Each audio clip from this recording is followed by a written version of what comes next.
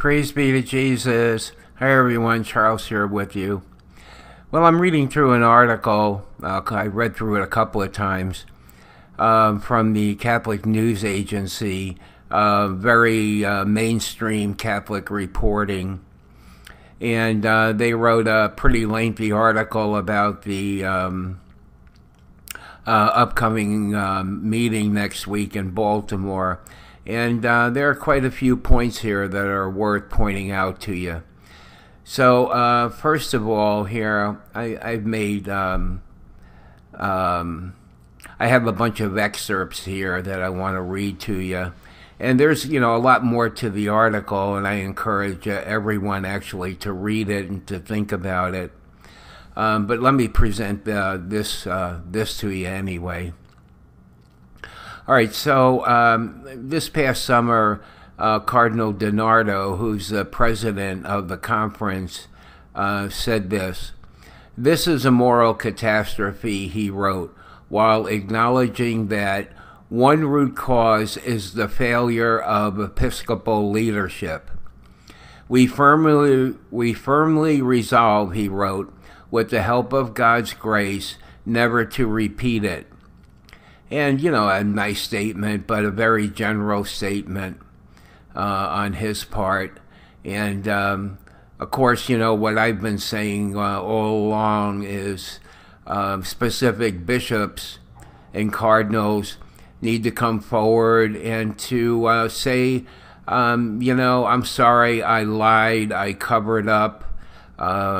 This sort of general statement that they, so many of them have made. And, the same sort of statement was made at the end of the synod, where they admitted that they made mistakes and that we need to move on and that we need to trust them. Which I just thought was really glossing over any particular bishop taking personal responsibility for his failures, we'll just call them.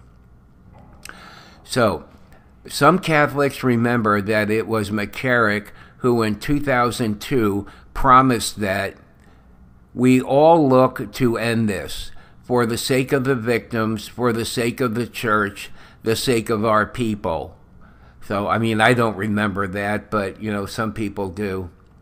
And it has been more than 4 months since allegations against Archbishop Theodore McCarrick were made public, and anger has still not abated. Well, I think part of the anger has to do with bishops and cardinals not taking personal responsibility and just making these general statements of glossing it over.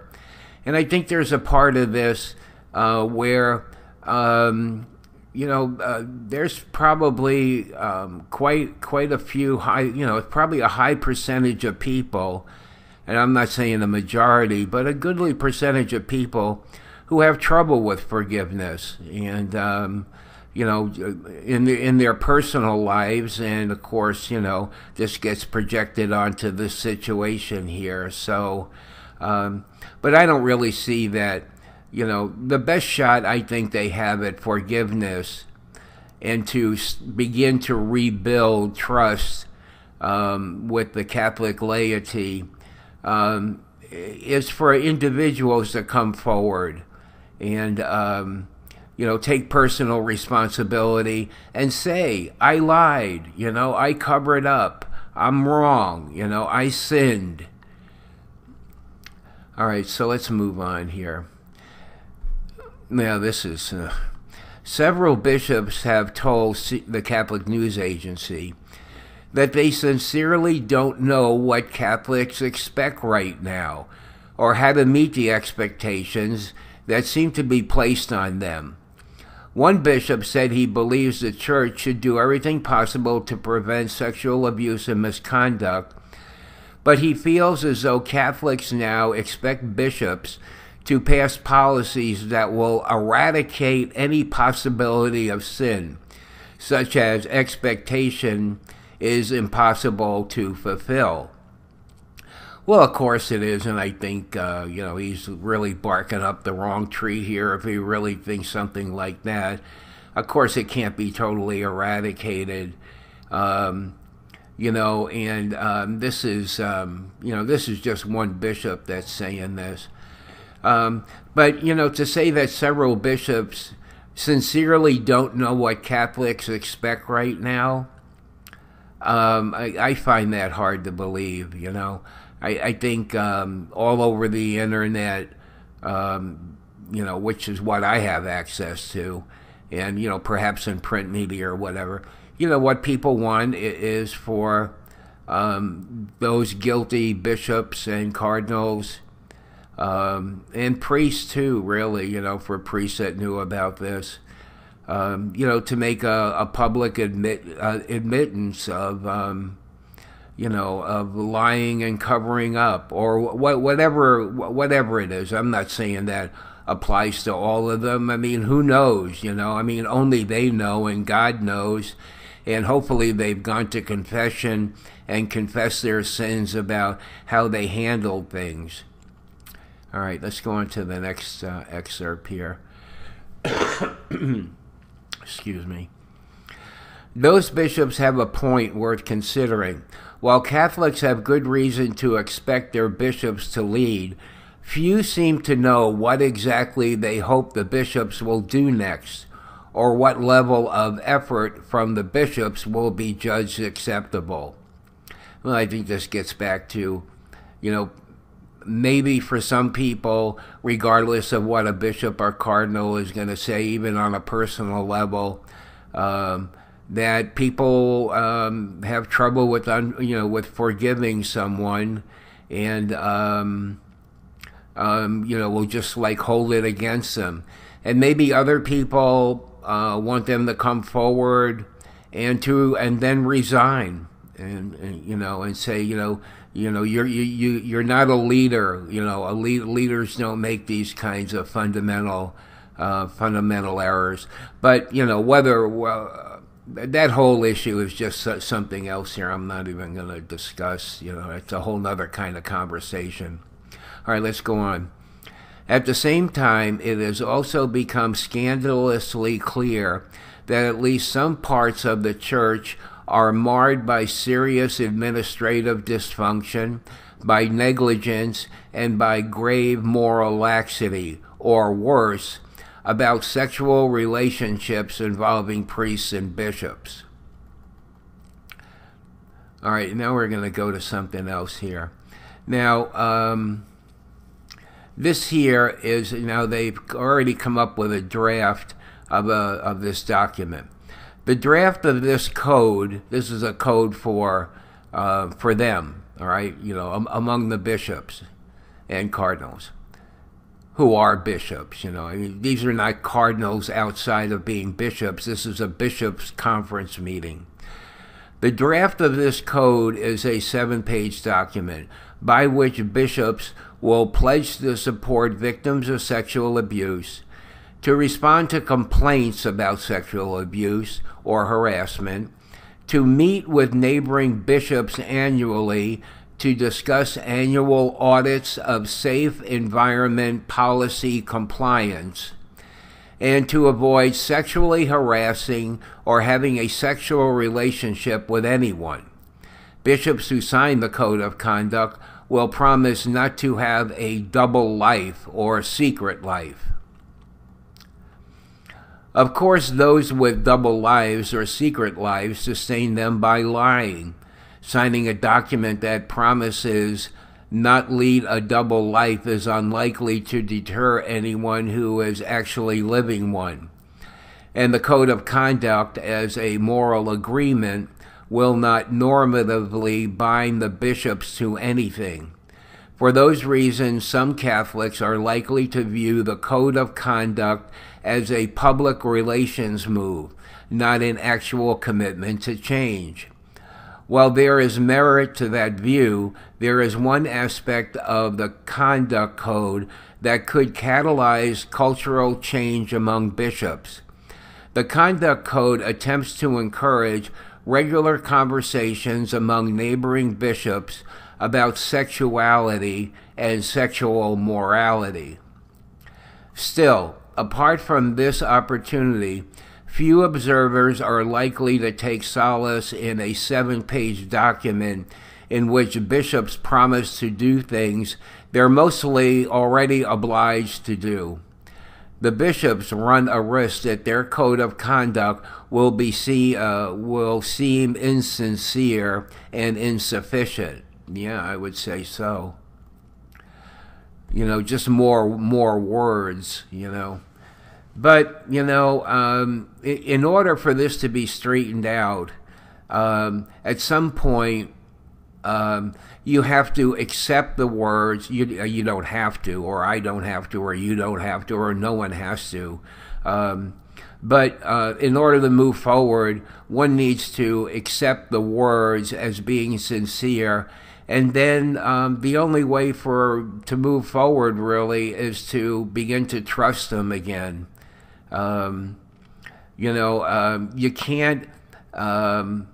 the only way to trust someone is to trust them.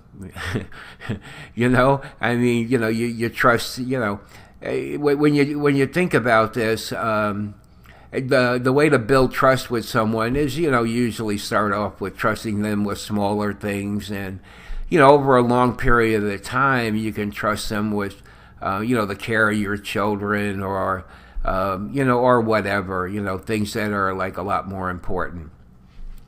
All right, let's continue. A point of repeated discussion among bishops and commentators this summer is the fact that canon law does not explicitly penalize sexual relationships between clerics and other adults. Now that I didn't know. Even those that involve coercion or force. Isn't that amazing?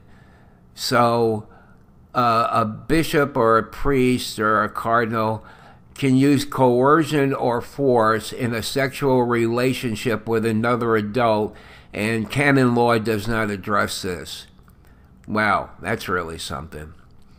This leaves bishops unsure of what to do when a priest is involved in a homosexual or heterosexual relationship, and for some bishops, this lacuna in the law seems to imply that sexual relationships involving clerics and other adults are not issues of major importance. Bishops will not consistently penalize priests involved in homosexual or heterosexual relationships unless canon law explicitly forbids those relationships.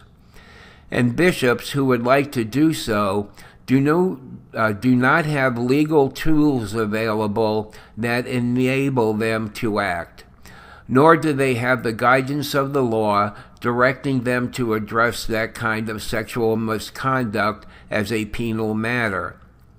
Absent legal norms, bishops tend to treat most sexual misconduct as a sign of psychological malady, rather than a moral failing. This approach, many canonists say, has had a disastrous effect. Similarly, the Holy See is unlikely to take seriously sexual immorality among bishops that does not constitute a derelict, a canonical crime. For that reason, many canonists have suggested that the U.S. bishops should petition for amendments to the Church's penal law that establish a system of graduated penalties for celibate priests. Excuse me. For celibate priests and bishops involved in sexual relationships. They say that without that system and those penalties, entire categories of serious sexual misconduct go too easily unaddressed, creating a climate in which sexual abuse is also more likely to occur. It is uncertain whether the Holy See would amend penal law in that way, but some bishops have told CNA they feel the effort is a worthwhile one.